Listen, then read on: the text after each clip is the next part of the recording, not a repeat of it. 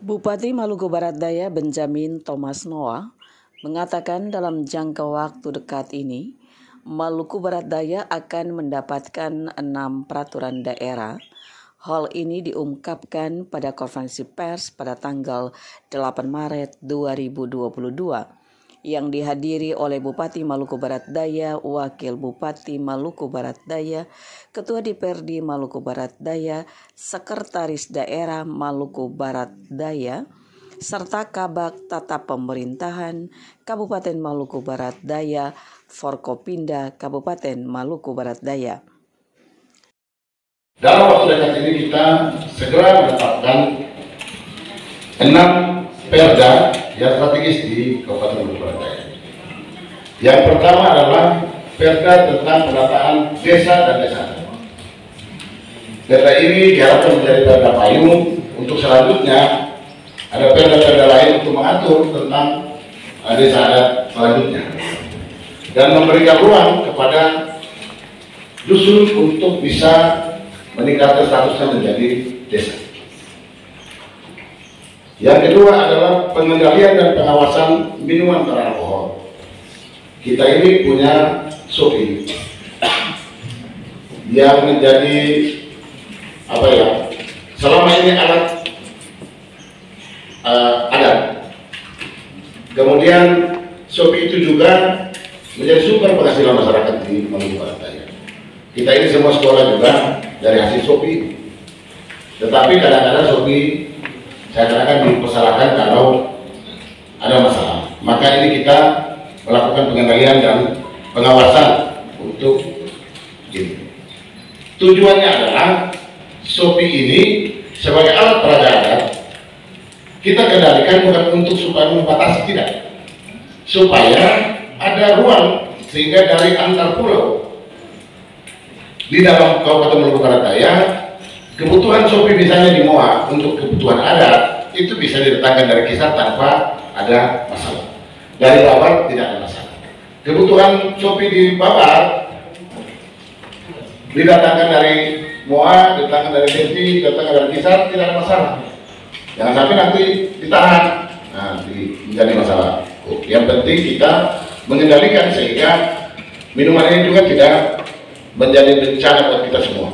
Jadi SOPI ini menyatukan kita, tapi kalau tidak dikelola bisa menjadi bencana untuk kita sendiri. Ini masuk perda ini. Nanti ke depan, setelah perda ini kita terapkan, kita akan mengusulkan satu perda pemurnian minuman beralkohol tradisional.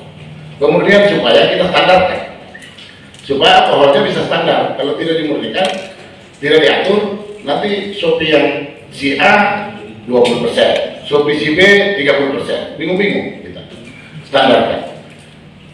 Di NTT itu mereka punya perda yang membuka ruang sehingga SOFIA bisa diproduksi. Ya kita tidak memproduksi minuman alkohol, tidak. Ini minuman, tetapi kan kalau ada pabrik mau minta alkohol untuk kebutuhan produksinya, kita punya alkohol standar sudah ada. Kita kirim ke pabrik, mungkin pabrik whisky, pabrik SOFIA, pabrik apa saja yang mau bahan baku kita sudah ada loh. Ini kita punya yang 20%, kita punya 40%, kita punya 30% ada. Gitu. Itu tujuannya sebenarnya, sehingga masyarakat kita bisa memperoleh kesempatan untuk berusaha, mendapatkan uang, tukang timbal bisa hidup, pedagang bisa hidup, kita semua bisa baik. Kemudian ada satu perda lagi tentang tanggung jawab sosial perusahaan. Ini kan kita mulai masuk tambang emas di Roma, mulai mau berproduksi, tambang wetar juga mulai berproduksi, tapi perlu payung hukum untuk mengatur CSR mereka itu diaturnya seperti apa kepada rakyat kita. Tambang ada di daerah kita, rakyat kita mesti dapat manfaat. Yang berikut soal kegiatan tahun jamak ini untuk memproteksi saja. Memang di Maluku Barat Daya ini jarang kita membangun proyek mercusuar besar yang perlu penganggaran sampai 2-3 tahun. Tetapi ini diantisipasi kalau ke depan ada proyek yang mungkin nilainya besar tidak bisa diselesaikan dalam 1 tahun. Itu ada aturan mengatur, perda sudah mengatur supaya uangnya tidak perlu lagi tender lagi tidak perlu. Satu kali tender, tahun ini dia kerja berapa persen, nanti dibayar, kemudian tahun depan tidak tender lagi, lanjut dia. Itu kalau nanti satu ketika ada proyek besar, kan kita juga tidak ada proyek besar.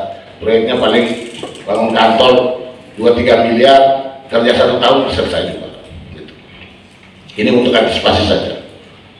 Kemudian kita punya kecamatan banyak yang sudah dimekarkan, tapi kecamatan yang lama itu masih dengan nama yang lama. Contoh kecamatan Pulau Babat. Dulu masih masuk sampai di luar Batang, sekarang sudah mekar Babar Timur, sudah mekar Wetan, sudah mekar Daura, tetapi kita masih menggunakan nama yang lama. Ini mau dirubah namanya menjadi Kecamatan Babar Barat. Kemudian Kecamatan Pulau Kuta Selatan, Romang sudah mekar, Wetan sudah mekar, Damai sudah mekar, Kisah Utara sudah ada, maka Pulau Kuta Selatan kita ganti namanya menjadi Kisah Selatan. Begitupun Kecamatan Wetar, itu juga demikian, Wetar Jam menjadi Wetar Selatan. Kemudian di MOA itu kita lagi mengupayakan untuk di MOA ini menambah 1 kecamatan. Sekarang ini kan kecamatan yang lama nomor 1-nya masih Kecamatan MOA Lakon. Padahal Lakon juga sudah ada kecamatan. Maka ini dirubah menjadi Kecamatan MOA mestinya. Tapi kami ingin ada 2 kecamatan di sini, sehingga kecamatan yang ada di MOA Timur itu, di Wet itu menjadi Kecamatan MOA Timur, dan di sini menjadi Kecamatan MOA Barat. Kalau kecamatan tidak, camat wali kota tidak ada. Nah, di sini. Ini pertimbangannya. Dan untuk kepentingan kita ke depan, memang ini harus jadi 2 kecamatan. Kemudian ada pulau-pulau, dan kami akan usulkan untuk ada kecamatan pulau. Minta pertimbangan pemerintah pusat untuk memberikan ruang kepada kita membentuk kecamatan pulau.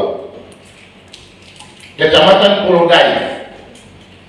Walaupun 3 desa, tapi dia pulau, dan untuk mengakses ke Pulau Babar ini sulit, dan dia akan terus dari terbelakang karena faktor ini. Maka kita akan usulkan Kecamatan Pulau Dai dan Kecamatan Pulau Luar.